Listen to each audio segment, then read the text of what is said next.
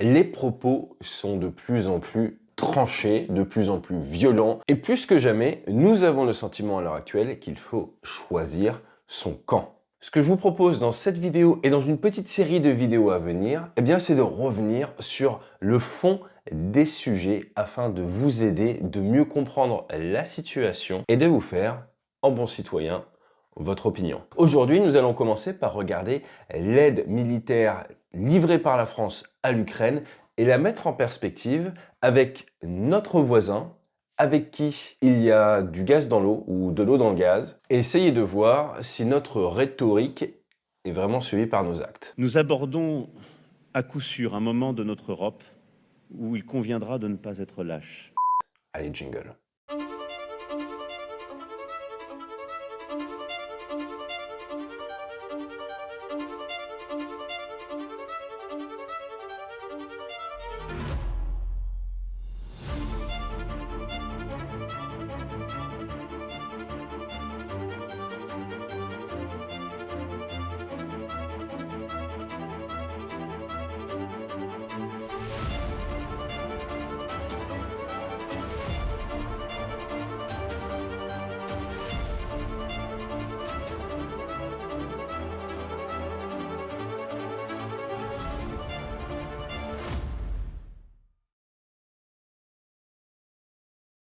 Lorsqu'on vous parle d'aide militaire à l'Ukraine, de matériel livré, ce qui est pris en compte, c'est le coût de remplacement. Donc si par exemple, je prends un vieux VAB, un vieux véhicule à viande blindée qui vaut peut-être d'occasion le prix du métal et que je le remplace par un système très moderne à 1 million d'euros, je vais pouvoir marquer sur mon rapport que j'ai aidé l'Ukraine pour 1 million d'euros.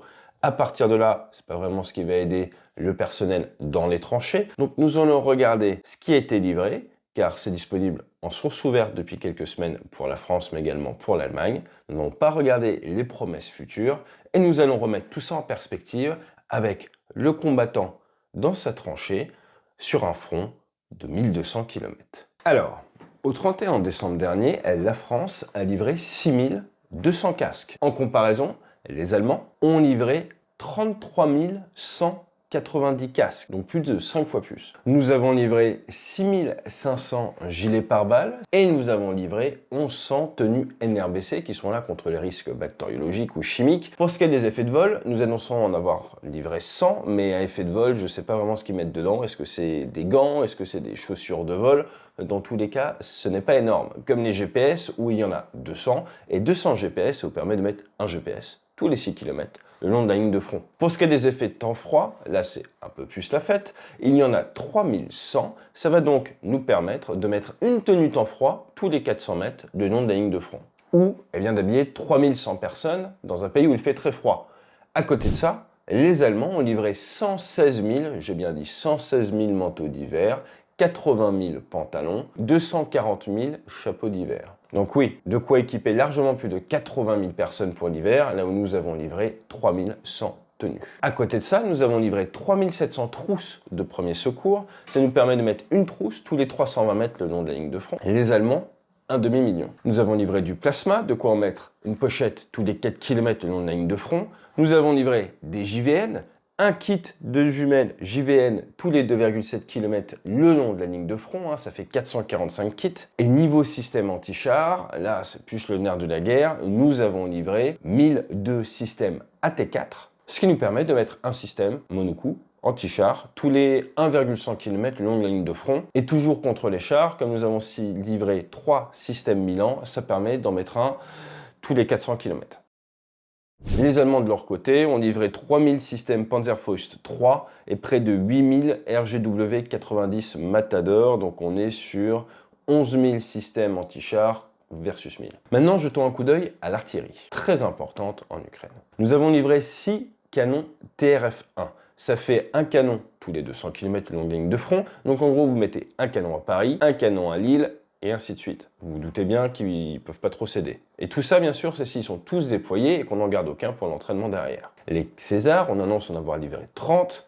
Ça nous permet d'en mettre un tous les 40 km. Donc en gros, on en a un à Paris, un à Mantes-la-Jolie, un à Meaux, pareil, pour ce qui est d'avoir la supériorité des feux en endroit donné, ça va pas être facile. Le lance-roquettes universel, les LRU, c'est 1 tous les 300 km. Et les mortiers, très intéressant, vous connaissez les petits mortiers, vous avez déjà vu ça dans les films, normalement il y a des sections tireurs de mortiers. On en a livré 10, ça en fait 1 tous les 120 km, donc vous mettez un mortier à Paris, un mortier à Rouen, un mortier à Reims. Il faut des munitions hein, pour tout ça, donc on a livré des obus de 155 pour aller avec nos Césars, aller avec nos TRF-1, et là, eh bien, on en a livré au 31 décembre 30 000, qui est quelques jours de feu pour les Ukrainiens. Les Allemands, de leur côté, sont partis sur 64 000 obus de 155, donc le double, plus environ 20 000 obus fumigènes ou éclairants. On livrait 5 lance-roquettes, 14 Howitzer 2000 et 20 lanceurs roquettes sur 70 mm, mais également de la contre-batterie Cobra. Comme vous le savez, ce qui est très important pour aider l'Ukraine à se défendre et pour sauver la population, mais également les lieux importants, c'est la défense sol-air. À partir de là, la France a livré 2 Crotale NG, ça nous fait un Crotale tous les 600 km, alors que c'est une portée d'engagement d'une dizaine de kilomètres. Un radar, j'ai bien dit, un radar CM200. 6 Mistral, pareil, avec une portée d'engagement de quelques kilomètres, donc ça nous permet de mettre un Mistral à Caen, un Mistral à Paris, un Mistral à Lille, un Mistral à Bourges, ça vous donne une petite idée, et un système SAMPT qui est un peu l'équivalent du Patriot, pas deux, un système. Combien ? Niveau RR, défense aérienne, les Allemands, ils ont comme livré 8 radars de surveillance TRMLD, mais surtout 2 systèmes Patriot entiers et 4 systèmes Iris, donc le système Iris qui fonctionne bien, qui est, on va dire, un petit peu au-dessus du Mistral. Sans oublier 2700 Manpad, donc qui se tirent au-dessus de l'épaule, des Strela et 500 Stinger, ce qui est très efficace contre les hélicoptères adverses. Niveau blindé, comme vous le savez, la France avait un peu fait pression, on a été les premiers à livrer du blindé, donc avec de l'AMX 10 RC, on en a livré 38, ça en fait 1 tous les 32 km, donc vous en mettez un à Notre-Dame, un à Cergy, un à Melun, et ainsi de suite. Pour ce qui est des véhicules d'avant blindés, 250, donc ça fait un véhicule tous les 5 km. Et les P4, nos petits 4x4, un tous les 10 km. Avec tout ça, on a livré 9000 obus pour aller avec la MX-10, qui n'est pas énorme en soi, si vous voulez l'utiliser pour faire un peu d'artillerie. Et nous avons livré 10 détecteurs de drones, comme ça permet d'en mettre un tous les 120 km. Les Allemands de leur côté, ont livré pas mal de matériel blindé, avec 66 APC, avec surtout des Léopards, donc 30 Léopards 1 à 5, 18 Léopards 2 à 6 et après 54 M113. Donc vous ne pouvez pas comparer un Léopard avec un AMX, il faut être honnête, c'est pas du tout la même catégorie, ça n'a rien à voir. Le lion ne s'associe pas avec le cafard. Après, les Allemands ont livré également en projet conjoint avec l'Estonie un hôpital de campagne, 1200 lits, et point intéressant, 103 000 tourniquets, qui sont extrêmement importants pour réduire la létalité au niveau du champ de bataille, permettre aux blessés de survivre et d'être amenés vers l'arrière pour y être traités. Mais pourquoi n'avons-nous pas livré plus, allez-vous me dire ?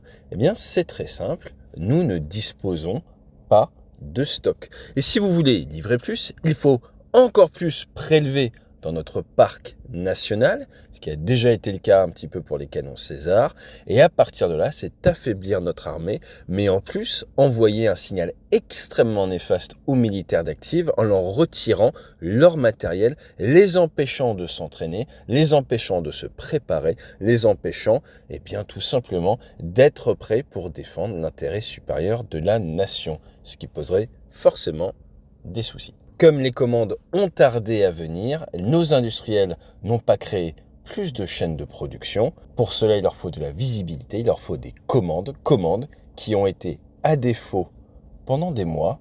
Peut-être que le cap va être corrigé, mais attention à l'inertie et la durée de la remontée en puissance. Mais bon, concrètement, pour faire simple, avec ce que nous avons livré, vous pourriez tenir une ville comme Cognac. Alors, pourquoi cette petite liste qui n'est pas forcément très intéressante ? Tout simplement pour vous remettre en perspective la réalité de l'aide française apportée à l'Ukraine. Alors oui, je suis complètement d'accord, la France n'a pas la seule à aider l'Ukraine. La France est même loin du top 3 des pays qui aident l'Ukraine et c'est grâce à la multitude de tous les pays que vous vous retrouvez avec une aide conséquente pour l'armée ukrainienne. Néanmoins, attention à diversifier le type de matériel, AMX, César, TRFS-2, 1000 FAMAS, 20 fusils de précision. Vous vous retrouvez avec des chaînes logistiques, et nous l'avions dit très tôt sur cette chaîne, hétéroclites, qui vont forcément nuire à la maintenance et à la capacité de maintenir ce matériel disponible sur l'avant. À côté de ça, nous avons fait des grandes annonces avec notamment la livraison d'une centaine de scalps. Donc, si on reprend un front de 1200 km, sans scalp, ça vous permet de taper une cible tous les 12 km. Et des fois, il faut mettre plusieurs missiles sur la même cible. Donc, vous voyez que ce n'est pas énorme en effet militaire. Après, derrière, pour 2024, il y a l'annonce de ces armes A2SM, l'armement air-sol modulaire, très efficace, mais on parle de livrer 50 munitions par mois. Donc quand on partait en Irak, on était 2 patrouilles de 4 généralement, 4 avec des GBU-12, 4 avec de l'A2SM. Si vous partez, on va dire, un avion qui tire ces 4 A2SM d'un coup sur une cible donnée, vous vous retrouvez à pouvoir faire 12 missions par mois d'appui-feu ou de frappe dans la profondeur avec la 2SM. Donc on est en train de parler de 12 missions par mois sur un front de 1200 km. Ça fait donc une frappe tous les mois par zone de 100 km. Encore une fois, c'est pas énorme. Alors qu'il y a de multiples fronts à l'heure actuelle sur Terre, si vous regardez par exemple la bande de Gaza c'est plus petit que la ville de Montréal. Si vous regardez au large du Yémen, la mer Rouge c'est quasiment 2000 km. Nous sommes face à des zones dont la géographie et les contraintes sont extrêmement variables. Si vous voulez défendre des navires sur 1500 km, il vous faut énormément de navires. Si vous avez un front de 1200 km, il faut énormément de matériel, énormément de personnel. Et à l'heure actuelle, après 2 ans d'économie de guerre, alors qu'on nous explique que l'heure est extrêmement grave, nous avons fait un point sur l'aide que la France a été en mesure d'apporter. Maintenant, je vous le rappelle, la France est une puissance nucléaire. Le nucléaire a pour objectif de dissuader l'adversaire de se battre contre vous, car ce serait la destruction mutuelle assurée. Pour cela, il faut que vos intérêts vitaux soient menacés, ou vous soyez menacés de destruction.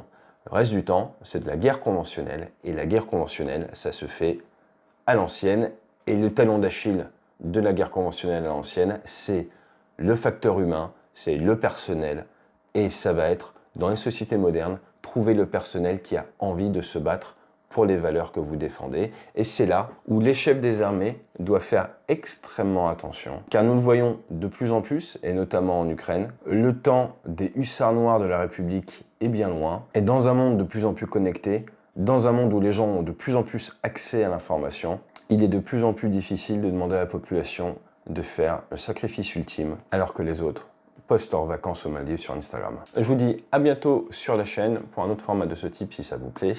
Excellente semaine à vous et fly safe. Cette mission reposait entièrement sur la menace. Je ne vais pas tuer 80 000 innocents, non mais vous croyez que j'ai complètement perdu les pédales? Super. On a des couilles, mais on est incompétents. C'est bien ça.